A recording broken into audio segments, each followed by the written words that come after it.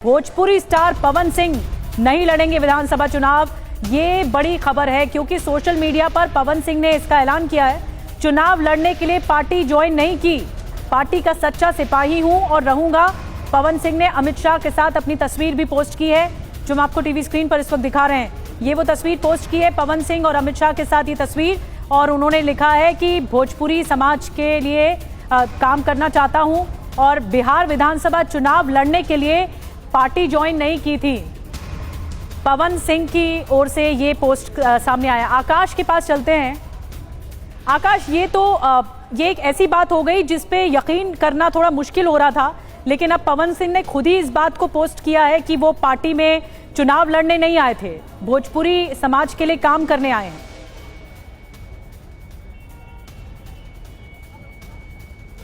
इस पर चर्चा तेज हो गई है। पवन सिंह के साथ आसनसोल 2 हो गया है। बस दोनों में फर्क इतना है कि लोकसभा चुनाव में आसनसोल से उन्हें टिकट दे दिया गया था, अनाउंस कर दिया गया था। इस बार इसकी घोषणा नहीं की गई थी, लेकिन ये चर्चा बहुत तेज थी कि पवन सिंह चुनाव लड़ेंगे। वो उपेंद्र कुशवाहा से मुलाकात करते हैं, उसके बाद वो दिल्ली में ही अमित शाह से मुलाकात करते हैं। मुलाकात के बाद सोशल मीडिया पर में वो इस बात की जानकारी भी देते हैं।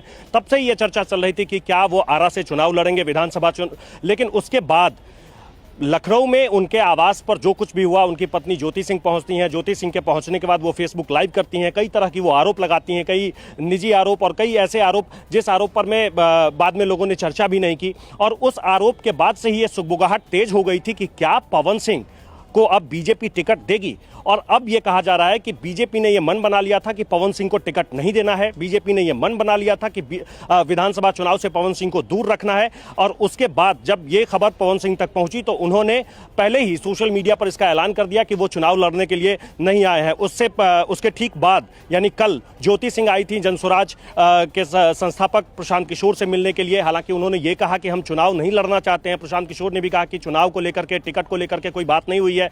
लेकिन दोनों तरफ से चुनाव के समय में, वो चाहे पवन सिंह हो चाहे ज्योति सिंह हो, दोनों तरफ से जिस तरीके से चुनाव के समय में एक दूसरे पर में बयानबाजी की जा रही है और एक दूसरे को लेकर के बातें कही जा रही है, और वो चाहे बीजेपी हो, वो चाहे जनसुराज हो, कोई कुछ भी इस पर में कहे, लेकिन ये कहां कयास लगाए जा रहे थे कि आरा से चुनाव लड़ सकते हैं। शायद पारिवारिक कलह की वजह से ये दबाव है, अभी कुछ कहना मुश्किल है। उन्होंने खुद ही मना कर दिया है पोस्ट के जरिए।